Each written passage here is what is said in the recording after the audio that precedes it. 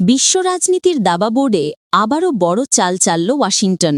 চীনের সঙ্গে যখন সম্পর্ক সাঁপে নেউলে তখন পুরনো শত্রু রাশিয়া আর পরীক্ষিত বন্ধু ভারতের দিকেই বন্ধুত্বের হাত বাড়িয়ে দিচ্ছে যুক্তরাষ্ট্র।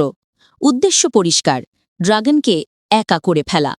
সম্প্রতি হোয়াইট হাউস থেকে প্রকাশিত নতুন জাতীয় নিরাপত্তা কৌশলে দেখা গেছে এক আমূল পরিবর্তন। যেখানে এতদিন রাশিয়াকে যুক্তরাষ্ট্রের জন্য প্রত্যক্ষ হুমকি হিসেবে দেখা হতো, সেখানে বাইডেন পরবর্তী ট্রাম্প প্রশাসন সুর নরম করেছে। নথিতে মস্কোকে আর সরাসরি হুমকি না বলে তাদের সঙ্গে কৌশলগত স্থিতিশীলতা বজায় রাখার কথা বলা হয়েছে।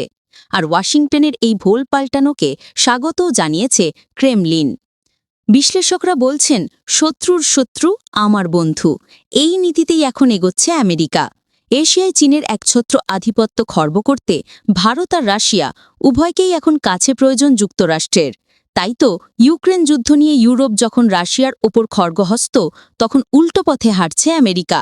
পুটিনের সঙ্গে ভারতের ঘনিষ্ঠতা বা বাণিজ্য কোনো কিছুতেই আর আপত্তি নেই ওয়াশিংটনের, বরং দিল্লি ও মস্কোকে এক সুতোয় গেথে চীনের বিরুদ্ধে শক্ত দেওয়াল তোলাই এখন তাদের প্রধান লক্ষ্য। তবে যুক্তরাষ্ট্রের এই রাশিয়া তোষণ নীতিতে কপালে ভাঁজ পড়েছে ইউরোপীয় ইউনিয়নের।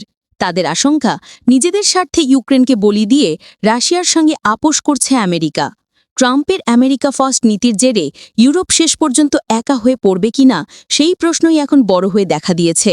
চীনের সঙ্গে ঠোকাঠুকি যখন তুঙ্গে, তখন ভারত আর রাশিয়ার গলায় মালা দিয়ে যুক্তরাষ্ট্র শেষ পর্যন্ত নিজের আধিপত্য কতটা টিকিয়ে রাখতে পারে, সেটাই এখন দেখার বিষয়।